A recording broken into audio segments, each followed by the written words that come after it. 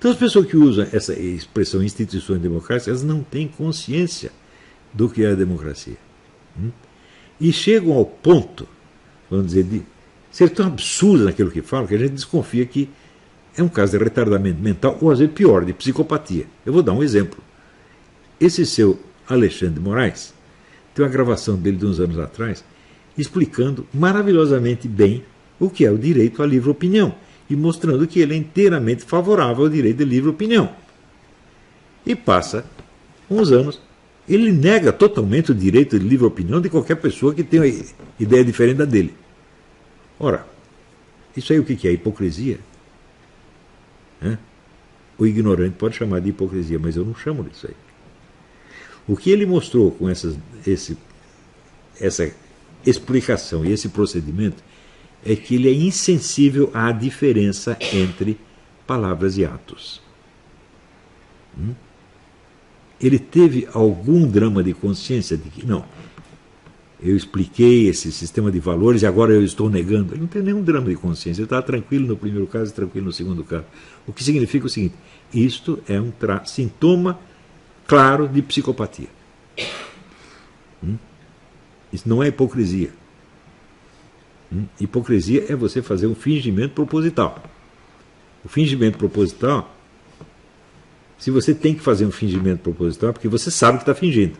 Então você tem a consciência de que está mentindo.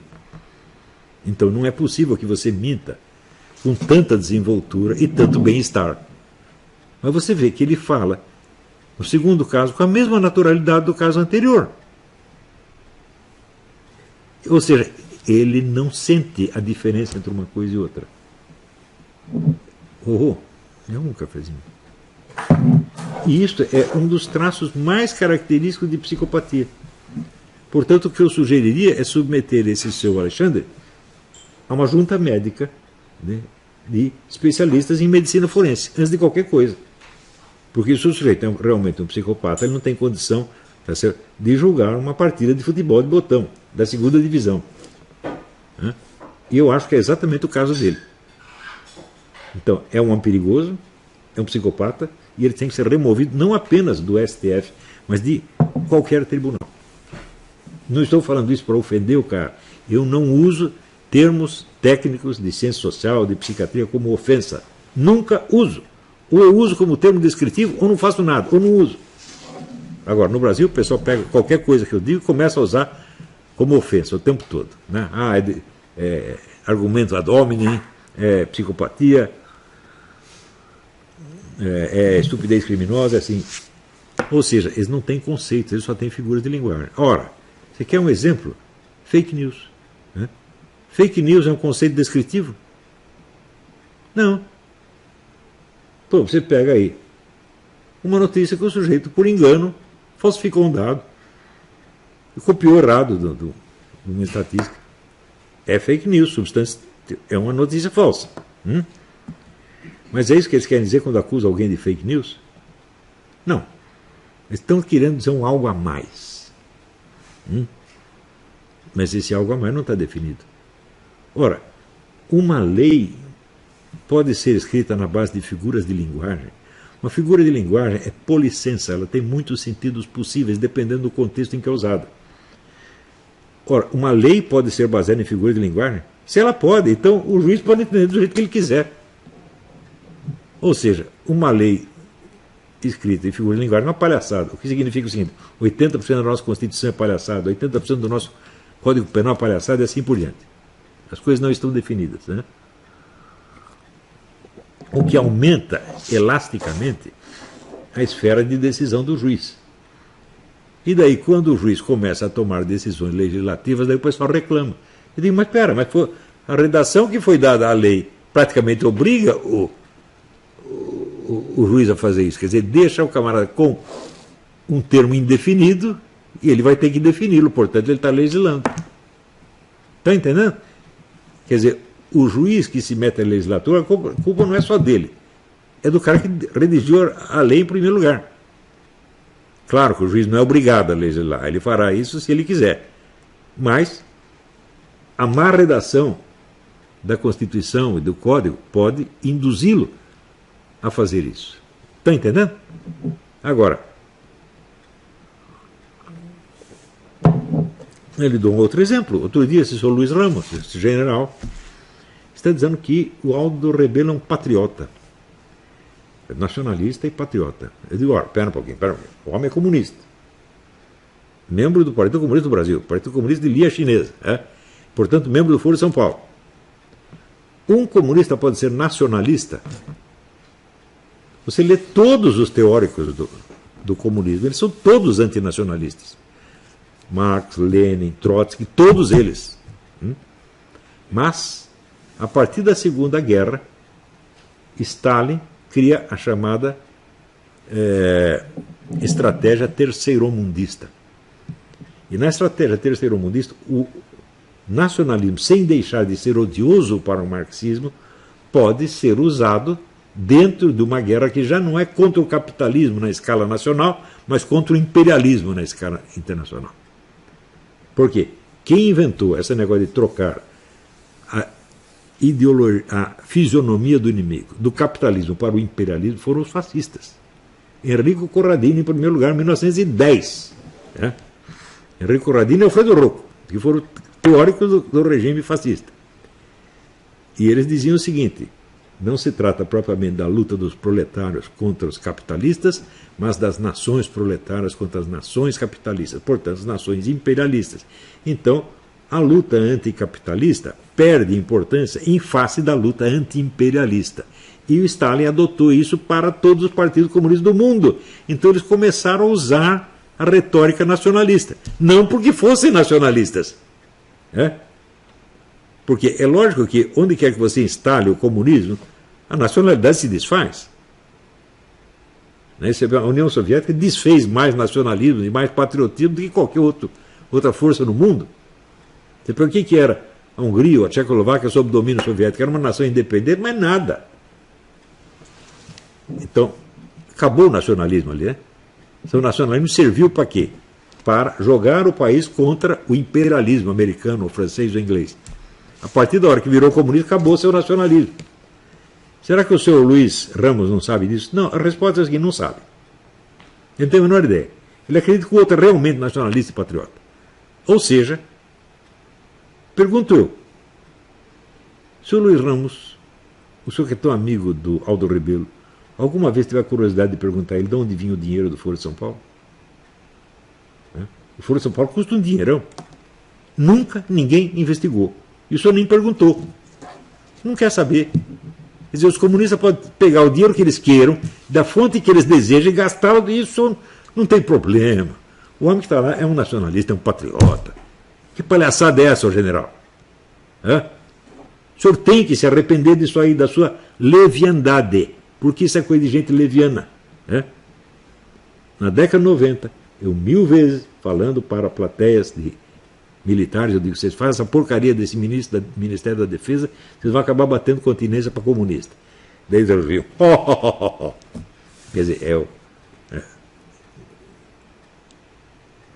o ignorante, está aqui o paisano querendo nos dar lição, ensinar o Pai Nosso para o vigário. Falou, não é o Pai Nosso e você não é vigário.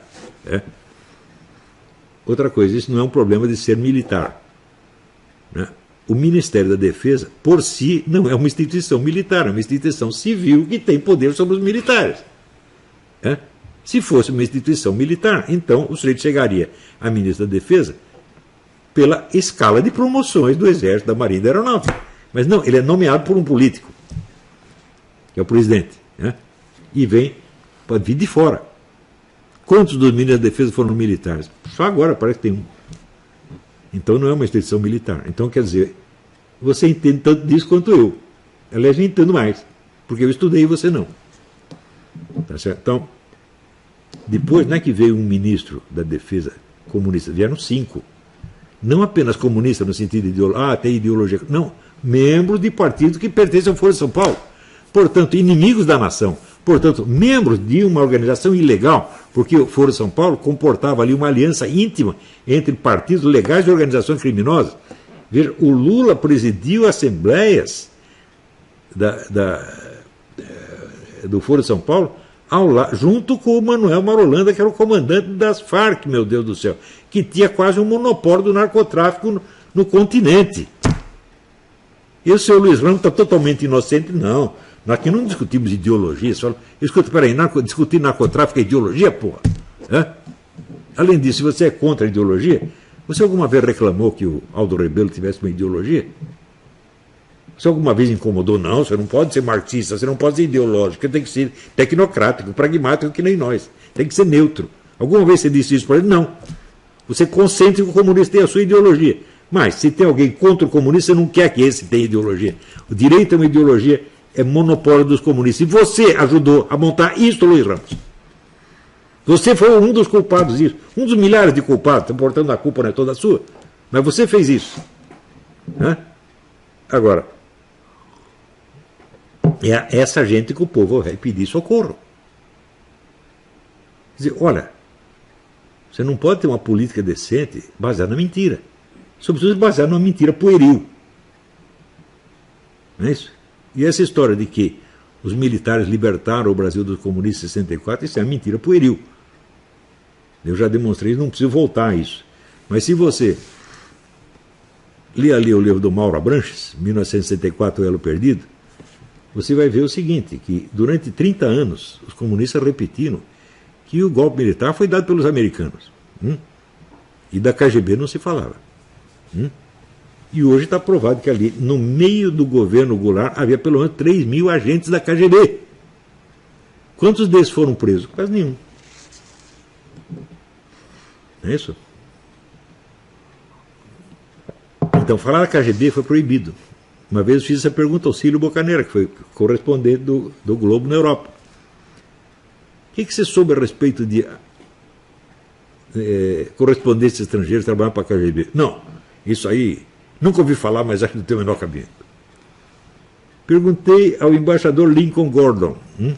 Ele quase se cagou de medo. Disse, não, nós não tínhamos informação sobre isso. Ora, porra. Pulou fora. Ele também.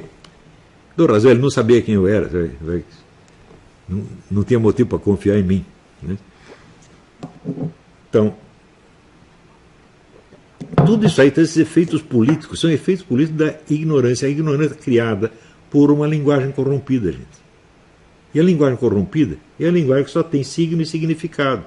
E o significado se substitui ao referente. Na verdade, se você considerar a linguagem em si mesma, a função do significado é justamente substituir psiquicamente a referência, mas não quer dizer que vai substituir realmente. Não quer dizer conhecendo o significado de uma palavra que você conhece a coisa respectiva. Isso é a mesma coisa que você imaginar que por você conhecer o nome de uma pessoa, você conhece a pessoa. Não é isso? Agora, tem alguma escola que ensina isso aí? Não. Portanto, não ensina a ler. Isso quer dizer o seguinte, todos os brasileiros são analfabetos de segunda ordem. O analfabetismo funcional é endêmico. Mesmo os melhores leitores sofrem disso, porque nunca pararam para pensar nesse abismo que existe entre o significado de uma palavra e a realidade do objeto designado.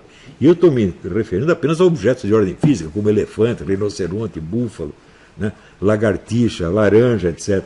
Mas e se forem coisas mais complexas? Como, por exemplo, democracia, ou inflação, ou mais-valia. Ah, meu filho, aí só quem conhece esses referentes é o estudioso especializado disso, mas ele só conhece esses referentes, o resto ele não conhece. Por exemplo, o menino lá da orientação marxista, ele sabe o que é mais-valia porque ele estudou marxismo. Mas como não estudou mais coisa nenhuma, tá certo? Vai parar por ali mesmo. Então, este é outro problema brasileiro. Todo brasileiro de instrução superior acredita que a ciência que ele estudou é a ciência suprema e que ela tem jurisdição geral. O sujeito estudou física, então ele acha que a física pode resolver questões de musicologia, de sociologia, de psicologia, de medicina. Todos são assim.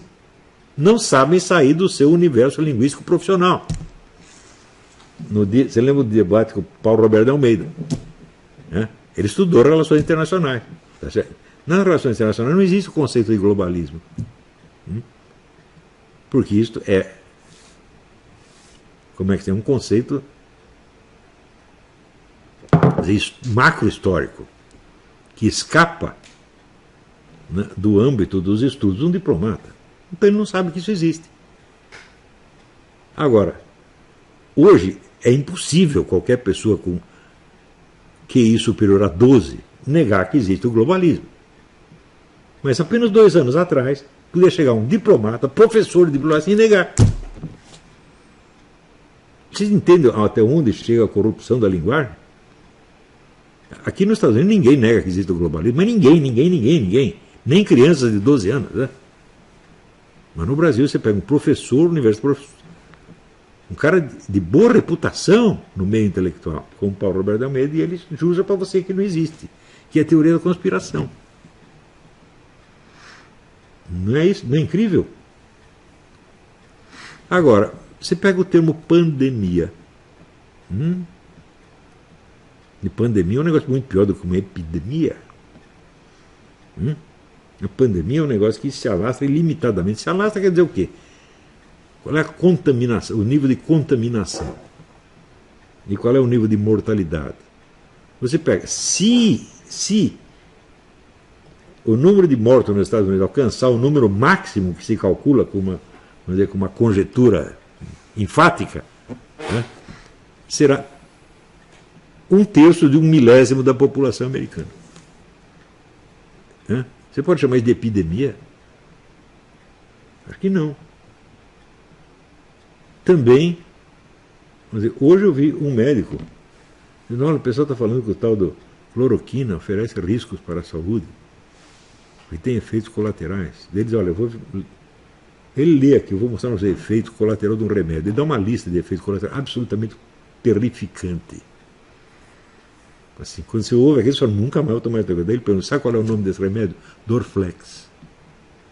É a isso vocês se sujeitam quando tomam Dorflex. Agora, a cloroquina pode ter o efeito colateral, porque tudo no mundo pode ter efeito colateral. A água pode ter o efeito colateral.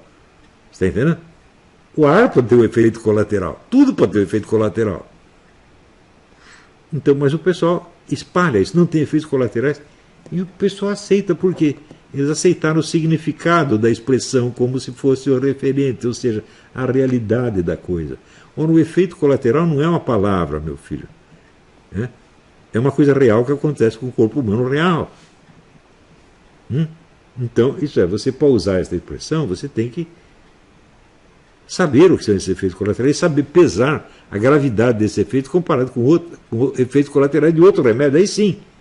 Mas quem faz isso, meu filho? As palavras têm um efeito mágico. É o que dizia o James Bryce, um embaixador inglês. Ele disse, no Brasil, o pessoal da elite tomava as palavras como se fossem realidade. E é assim até hoje, gente. Agora, hoje é muito pior do que quando eu era jovem. Porque quando eu era jovem, o pessoal pelo menos tinha alguma cultura literária. Hoje não tem mais.